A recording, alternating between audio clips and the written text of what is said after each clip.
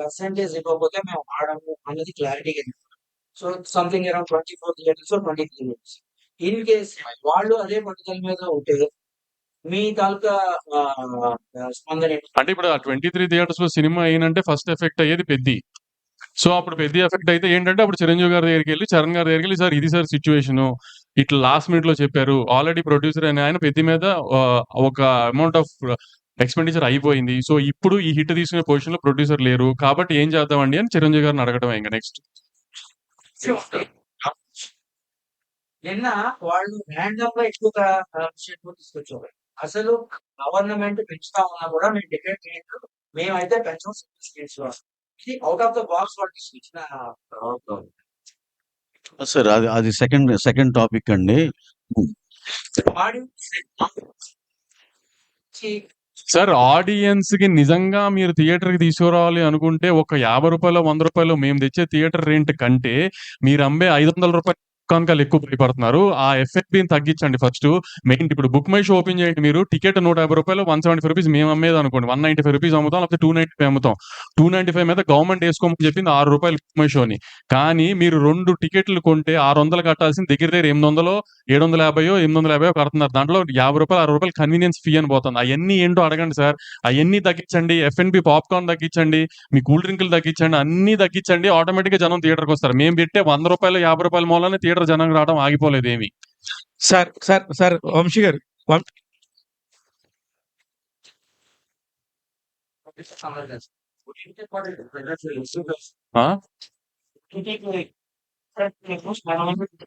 ఏమండి అది అలా అన్న వాళ్ళు ఓటీటీలో సినిమాలు అమ్మట్లేదా? ఓటీటీ సినిమాలు అమ్మట్లేదు, అక్కడ కూర్చున్న వాళ్ళంతా ఓటీటీ సినిమా అమ్ముకుని డైరెక్ట్ థియేటర్ కే ఇస్తున్నారు వాళ్ళు.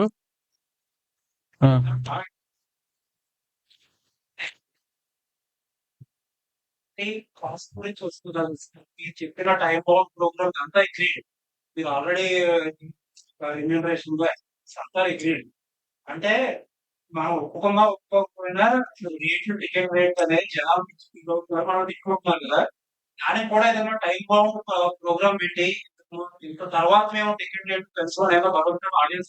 అదే అంటున్నాను. ఇప్పుడు నిన్న వాళ్ళు చెప్పింది ఆమె ప్రొడ్యూసర్ కి, సినిమా తీసే ప్రొడ్యూసర్ కి ఆ ఎక్స్పెండిచర్ కి సంబంధం లేకుండా ర్యాండమ్ గా మేము రేట్లు పెంచామని చెప్పారు. అది కాదు కదా. ఇప్పుడు నుంచి ఏంటంటే ఇట్లాంటివన్నీ వస్తున్నాయి. ఆడియన్స్ థియేటర్ టర్న్అవుట్ తగ్గింది, లేకపోతే ఓటీటీ ప్రైస్ తగ్గింది. ఇవన్నీ మాకు లాస్ట్ 6 months 1 year నుంచి జరుగుతున్నాయి. కాబట్టి నెక్స్ట్ బంచ్ సినిమాలు ఎవరు ఏం చేసినా ప్రొడ్యూసర్స్ అందరూ అది కాన్షియస్ గానే ఎక్స్పెండిచర్ మీద కానీ రెమ్యునరేషన్స్ మీద కానీ ఒక చెక్ తోనే వెళ్తున్నాం. సో ఫర్దర్ గా మాక్సిమం 99% ఒక పైన 5 సినిమాలకి తప్పితే ఏ సినిమాకి రేట్ హైక్ లేకుండా చూడటానికి మేమే మాక్సిమం ట్రై చేస్తున్నాం. పైన 5 సినిమాలు లేదంటే ఏదన్నా వన్ ఆఫ్ అక్కడ ఇక్కడ ఎక్కువ ఖర్చు అయిన సినిమా, ఇప్పుడు ప్యారడైజ్ లాగా నాని గారి సినిమా ప్యారడైజ్ లాంటిది ఏంటంటే చాలా గ్రాండ్ ఇయర్ తో బాగా తీసుకుంటున్నారు సుధాకర్ గారు. ఇప్పుడు అట్లా వన్ ఆఫ్ సినిమాలు కొన్ని తప్పితే దేనికి రేట్లు తేవాలని ఆడియన్స్ ఇబ్బంది పెట్టాలని ప్రొడ్యూసర్లు అసలు అనుకోవట్లేదు. దానికి ఎగ్జిబిటర్లు ఏమి ఎవరికి హామీలు ఇవ్వకర్లా. ప్రొడ్యూసర్ గా మేమే హామీలు ఇస్తాం. ఎవరికి థియేటర్ రేట్లు పెంచేసి జనాలను ఇబ్బంది పెట్టాలని ఎవరికి లేదు. ఒక 4-5 సినిమాలకి మేము విజువల్ స్కేల్ ఆ రేంజ్ లో చూపించాలనుకుంటున్నప్పుడు ఖర్చు దానికి కొంచెం ఎక్స్ట్రా అడుగుతున్నాం అంతే తప్పితే ఎవరిని ఇబ్బంది పెట్టాలని అది కూడా ఇక నుంచి మాక్సిమం తగ్గించడానికి ట్రై చేస్తున్నాం అందరం. వంశీ గారు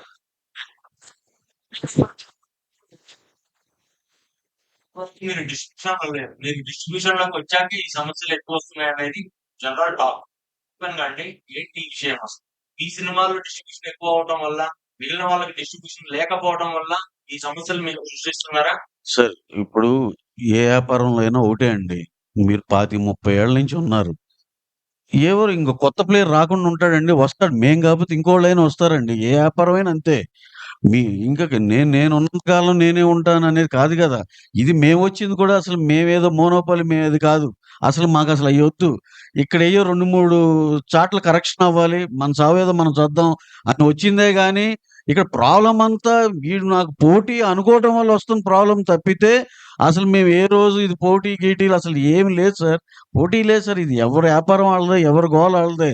నువ్వు అనుకోవటం వల్ల ఆ ప్రాబ్లం వస్తుంది. కానీ మేము ఇప్పటికి కూడా రేపైనా సరే ఆ పెద్ద మనుషులతో మేము కలవాలి, వాళ్ళు మమ్మల్ని కలుపుకోవాలి. ఇవన్నీ జరిగితేనే ఒక రకంగా సినిమాలన్నీ బ్రహ్మాండంగా జరిగాయి సార్. అంతేగాని ఇంకా ఇక్కడ కొత్త వాళ్ళు వచ్చారు వీళ్ళని తీసేయాలి, తొలగించేయాలి అలాంటివి ఉండవండి. ఇప్పుడు ఏ బిజినెస్‌లో అయినా సరే, నేను ఒక రెస్టారెంట్ పెట్టానండి. ఒక 3 నెలలు సాగలా. ఇంకో నెలలు ట్రై చేస్తా. సాగలా. ఏడో నెలలో, ఎనిమిదో నెలలో ఎత్తేస్తా. అంతేగాని నేను జీవితకాలం నేను ఎక్కడో సంపాదించి రిక్షా తొక్కి మళ్ళీ దానికి ఫీడింగ్ చేయను కదా నేను. అలాగే మీరు థర్డ్ పార్టీ బిజినెస్ లెస్సీగా చేసినప్పుడు థియేటర్ ఓనర్స్ సఫర్ అవుతున్న కాదు. నీకు నీకు అవ్వట్లేదా? నీకు పని అవ్వట్లేదు. మాకు పని అవుతుంది. మాకు బాగానే ఉంది అనుకుని మేము కంటిన్యూ చేస్తున్నాం రెంటల్‌కి. మీకు అది కాదు, మాకు అవ్వట్లేదు అనుకుంటే వదిలేసేయండి దాన్ని. నేను నాకు చెప్పిన ఎగ్జాంపుల్ రెస్టారెంట్ అనేది నాకు లాభసాటిగా లేకపోతే నేను వదిలేస్తా కదా! ఓనర్‌లు ఉన్నారనుకోండి, ఆళ్ళు 25, 30 ఏళ్ల నుంచి థియేటర్‌ని ఆళ్ళు ఎంతో ప్రేమించి చేసుకుంది. వాళ్ళు లాస్ అన్నారనుకోండి, కరెక్టే కదా మరి. పాపం ఇన్నాళ్ళు ఎంతో ప్యాషనేట్‌గా చేశారు. ఆళ్ళకి బెనిఫిట్ అవ్వాలిగా. ఇప్పుడేం ఓనర్ అనేవాళ్ళు ఎవరికన్నా బెనిఫిట్ అవుతుందండి థియేటర్ ఓనర్ అనేవాళ్ళకి? మధ్యలో మీరు ఎంటర్ అయ్యి లెస్సీ అని చెప్పి మాకు వర్కౌట్ అవ్వట్లే, ఇది తప్పు కాదా? ఇప్పుడు దాకా మేము ఒక థియేటర్‌కి ఒక రూ. 100 రెంట్ కడుతుంటే, ఆ థియేటర్‌కి, ఆ ఓనర్‌కి ఎంత రెంట్ ఎళ్తుందనేది ఇప్పటిదాకా ఎవ్వరు చేయలేరు. మీరు సిబిఐ, సిఐడిలని పెట్టినా కనుక్కోలేరు. ఇప్పుడు నిజంగా పర్సెంటేజ్ ఇచ్చినా ఆ సెంటర్‌లు కూడా 60% ఇచ్చేయాలని యూనిలాటరల్‌గా లెటర్ పాస్ చేశారు. ఎంతమందికి నిజంగా 40% ఎళ్తుందనేది ఏమీ తెలీదు ఎవరికీ. సో, ఎవరిని బాగు చేయడానికి ఇవ్వాలి పర్సెంటేజ్? మమ్మల్ని మేము చంపుకొని. ట్రిగ్గర్స్ అనేది కొంత చేసాం రైట్. కాదు సార్ ఇప్పుడు కాదండి. కాదు. కాదు. వీడియో లేని సినిమాలకు వచ్చేసరికి పర్సెంటేజ్ అని కాదు. ఇలా 2 వచ్చు అనేది వాళ్ళ సార్ పెద్ద సినిమా, చిన్న సినిమాని ఎవరు డిస్ప్యూట్ చేయట్లేదు సార్. ఇప్పుడు 'బేబీ' చిన్న సినిమా. 'బేబీ' 2, 3 వారాలు ఫుల్ వచ్చింది. అంటే అది రెంటల్ వచ్చిందనే కదా అర్థం. మేము అంటుంది ఏంటంటే రెంటల్ ఆర్ పర్సెంటేజ్ ఇందాక ఆయన అన్నట్టే. పెద్ద సినిమా అవనివ్వండి, చిన్న సినిమా అవనివ్వండి, మిడ్ రేంజ్ సినిమా అవనివ్వండి. Rental or percentage. Rent work out అయితే రెంట్, పర్సెంటేజ్ వర్కౌట్ అయితే పర్సెంటేజ్. దాంట్లో నాకు ఒక పెద్ద ఎగ్జిబిటర్ చెప్పింది ఏంటంటే ఫస్ట్ వీక్‌లో మీరు అన్నట్టు బాగానే ఉంటుంది వంశీ. సెకండ్ వీక్‌లో మాత్రం ఆ థియేటర్ రెంటల్ రావట్లేదు. దానికి అప్పుడేమవుతుందంటే మీరు వచ్చిన దాంట్లో 50% ఇస్తుంటే రెంటల్‌లో 50% వస్తుంది అంటున్నారు. సో, దానికి చిన్న అడ్జస్ట్‌మెంట్ సెకండ్ వీక్‌లో కూడా ఆ రెంట్ వచ్చేటట్టుగా ఫస్ట్ వీక్ దాంట్లోంచి అడ్జస్ట్ చేస్తే సరిపోతది. అది అది ఏ డిస్ట్రిబ్యూటర్ అయినా ఆ థియేటర్ ఓనర్‌తో మాట్లాడుకుంటే ఆ థియేటర్ డిస్ట్రిబ్యూటర్‌తో తేలిపోయేది. దానికి ఇంత రచ్చ చేయాల్సిన అవసరం ఏం లేదు. ఇంత బ్లీడింగ్‌లో ఉన్నామని తెలిసి ఈ టైంలో ఈ రచ్చ, అది పెద్ది ముందు అంటే సంక్రాంతి సినిమాల తర్వాత పెద్ద థియేటర్‌కి జనం ఇంకా రాలా. ప్లస్ సమ్మర్‌లో ఐపీఎల్ ఎఫెక్టా, మామూలు ఎఫెక్టా, కంటెంట్ లేకపోవడమా అని రకరకాలుగా జనం థియేటర్‌కి రావట్లేదు. ఇప్పుడు 'పెద్ది'తో జనం థియేటర్‌కి వస్తారని హోప్ చేస్తున్నాం. ఎందుకంటే పెద్ద సినిమా, క్రేజ్ ఉన్న సినిమా, కంటెంట్ క్లిక్ అయ్యే సినిమా. సో, జనం దానికొచ్చి ఆ సినిమా పెద్ద హిట్ అవ్వాలని ఇండస్ట్రీ అంతా పూజలు చేయాల్సిన టైమ్ ఇది యాక్చువల్లీ. ఆ సినిమా హిట్ అయ్యి జనం థియేటర్‌కి మళ్ళీ వచ్చి జనానికి సినిమాలు అలవాటైతే అక్కడి నుంచి కంటెంట్ లైన్‌గా ఉన్నాయి నెక్స్ట్ 6 మంత్స్.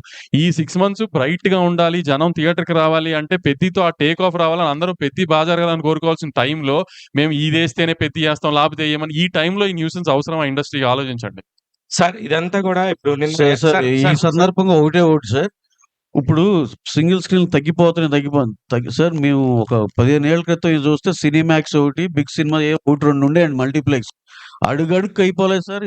అసలు అది మీరు ఒక 50, 70, 100 ఉన్నాయి మల్టీప్లెక్స్‌లు. సింగిల్ స్క్రీన్ తగ్గుతుంటే ఏమవుతుంది? మా సేటు గారే మల్టీప్లెక్స్‌లు కట్టుకుంటున్నారు. మల్టీప్లెక్స్‌లు పెంచుకుంటున్నారు. ఆయనేమో ఇప్పుడు అసలు సింగిల్ స్క్రీనోడి పరిస్థితి ఏంటి? 3 పూటలు తినలేకపోతున్నాను అని మాట్లాడరు సార్. మీరు మీరు మీరు కట్టిన థియేటర్‌లే ఒక 50, 70 సెంటర్‌లో 140 థియేటర్లు బతకొచ్చు సింగిల్ స్క్రీన్‌లు. మీరేమో మల్టీప్లెక్స్‌లు కట్టుకుంటూ ఎళ్తారు. ఇక్కడే కాదు, వేరే నగరాల్లో, రాష్ట్రాల్లో కట్టుకుంటూ ఎళ్తారు. ఆయన కూర్చొనేమో సింగిల్ స్క్రీన్‌లో ఇది లేదన్నారు. మేము గ్రహించాం. సింగిల్ స్క్రీన్‌లో ఇబ్బందులున్నాయి. We're open for everything, discussions and everything. కానీ మీరు రెడీగా ఉన్నారా? మీరు ఏదో ఎజెండాతో వస్తే అవ్వదది. కూర్చుందాం. యూనిలాటరల్‌గా ఇది కాదు, నెలాఖరు కుదరదు. అలా ఉండదండి. ఇది ఒక ఎకో సిస్టమ్‌లో అందరం మాట్లాడుకొని చేసుకోవాలి. ఇదే మా వాదనండి అంతే. సార్ ఇది నిజంగా కూడా ఇప్పుడు సార్ సార్ ఏదండి? సార్ ఏం లేదు సార్. పెద్ద సినిమా అండి ఈ సంవత్సరం. అది మరి ఆళ్ళకి ఇబ్బంది లేకుండా ఇష్యూలు ఇన్నున్నాయి, 10 ఉన్నాయి, 20 ఉన్నాయి చెప్పగలగాలంటే ఏంటంటే పక్కింట్లో భగత్ సింగ్ పుట్టడం అనేది ఒక సామెత ఉంది చూడండి. మా ఇంట్లో భగత్ సింగ్ ఉండాలి, మా ఇంట్లో కాదు పక్కింట్లో పుట్టాలన్నట్టు. మాకేం లాస్ రాకూడదు, ఏమన్నా సొసైటీకి అది ఉంటది అనే పద్ధతిలో సినిమా పక్క ఆఫీసులో ఉంది కాబట్టి ఇప్పుడు మనం గోల్ చేయొచ్చు అన్నట్టు ఉంది. దీన్ని ఏంటంటే వాళ్ళ డెసిషన్లు పాస్ చేసేసుకోవటం, ఇది చేసేసుకోవటం, నెలాఖరు నుంచి ఇది అవ్వదు కుదరదంటం, అక్కడెళ్ళి అవతల దాంట్లో కూడా యాక్టివేట్ చేసుకోవడం, పక్క రాష్ట్రంలో కూడా ఇక్కడ అర్జెంట్ పుష్ చేసేస్తే అక్కడ కూడా ఒక గోల గలాటా చేసేయటం. ఏంటి సార్ ఇంత అవసరం అండి? ఇంత క్యాలిక్యులేటివ్‌గా అవసరమా? 15వ తారీఖు మీటింగ్ ఉంది. లేదంటే అందరం మాట్లాడుకుంటాం. మీకేం కావాలో అదొకటేనా? మాకేం కావాలో ఆలోచించరా? కానీ ఇప్పుడు